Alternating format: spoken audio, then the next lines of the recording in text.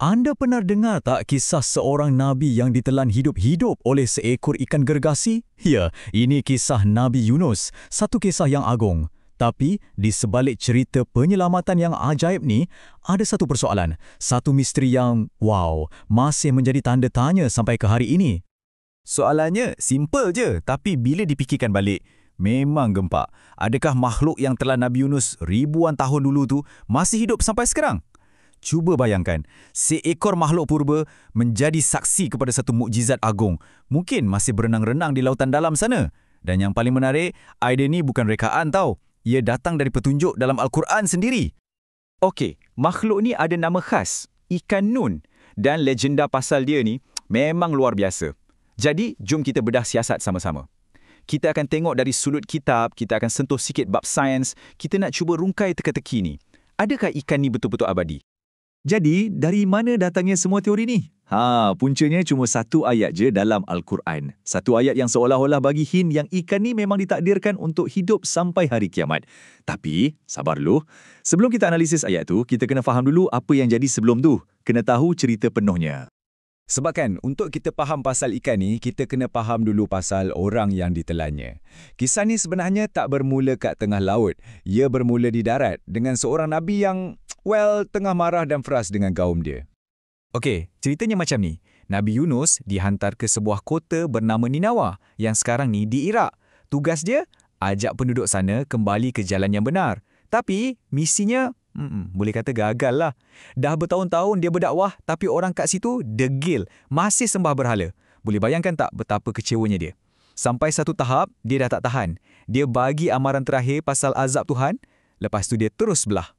Masalahnya, dia pergi macam tu je. Tam tu tunggu arahan daripada Allah. Jadi, dalam keadaan marah tu, dia pun naiklah satu kapal ni nak lari. Tapi kan, bila dah kat tengah laut, tiba-tiba ribut datang.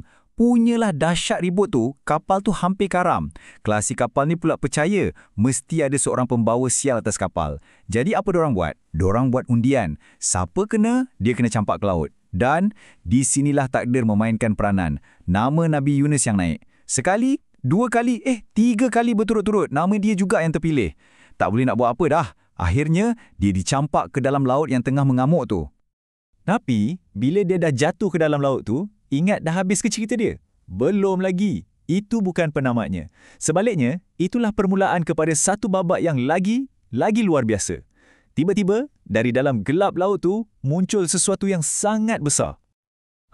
Inilah dia ikan nun. Diceritakan saiz dia macam ikan paus, tapi mungkin lagi besar daripada tu. Tapi, poin paling penting kat sini, ikan ni bukan saja-saja datang. Ia dapat arahan direct daripada Tuhan. Arahan tu pula bukan untuk makan atau bunuh Nabi Yunus, tapi untuk telan dia hidup-hidup tanpa patahkan satu tulang pun. Jadi, macam satu penjara, tapi pada masa yang sama, satu perlindungan.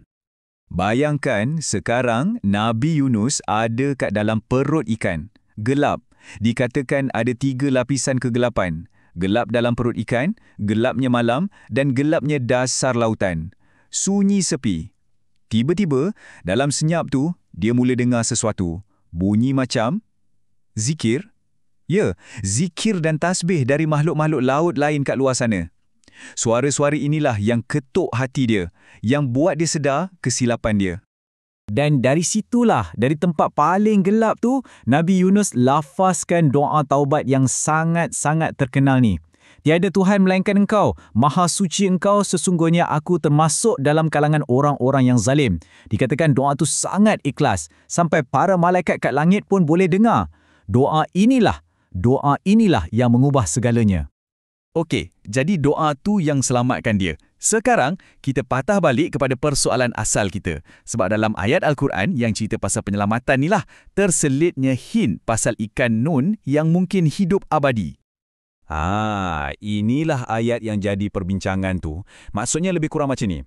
Kalau bukan sebab dia, Nabi Yunus ni, bertaubat, nescaya dia akan kekal dalam perut ikan tu sampai hari kebangkitan.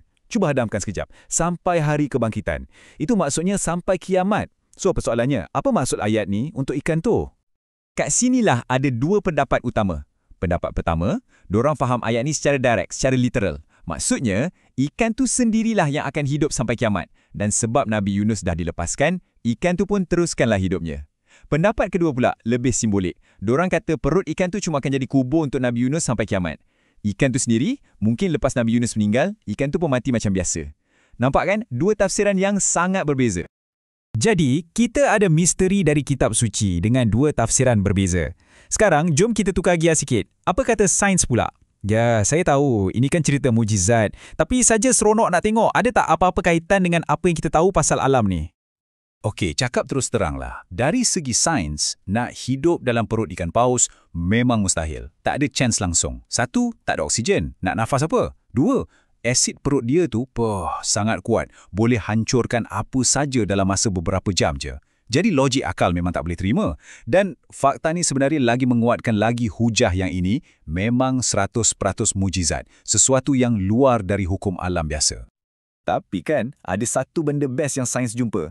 Dulu, orang ingat tak ada ikan paus besar kat Laut Mediterranean, tempat cerita ni berlaku. Tapi, baru-baru ni, saintis jumpa fosil yang sahkan, memang adalah spesies paus gergasi kat situ zaman dulu. Ini bukan bukti mukjizat tu, jangan salah faham. Tapi, ia membuktikan latar tempat cerita ni memang logik. Makhluk sebesar tu memang ada kat sana. Jadi, lepas kita pusing-pusing, tengok dalil agama, tengok sikit fakta sains, apa jawapan kita? Berapa banyak jawapan pasti yang kita ada pasal nasib ikan nun ni? Jawapannya, kosong. Tiada. Sama ada ikan tu masih hidup atau tak, itu kekal rahsia Allah. Dan mungkin inilah poin dia. Mungkin soalan pasal ikan tu sengaja dibiarkan tergantung. Sebab pengajaran sebenar kisah ni bukanlah pasal biologi seekor ikan, kan? Intipatinya adalah pasal rahmat Tuhan yang tak ada sempadan. Dan pasal betapa hebatnya taubat yang ikhlas tu sampai boleh ubah takdir. Ini membawa kita kepada soalan terakhir untuk kita fikirkan sama-sama. Kalau tujuan utama mukjizat ni adalah untuk mengajar kita sesuatu, adakah penting lagi sama ada ikan tu masih hidup atau tak? Mungkin misteri pasal ikan itu sendiri adalah peringatan abadi untuk kita, bahawa di saat kita rasa paling gelap dan bersendirian, keajaiban dan rahmat Tuhan sentiasa ada, menanti untuk ditemui.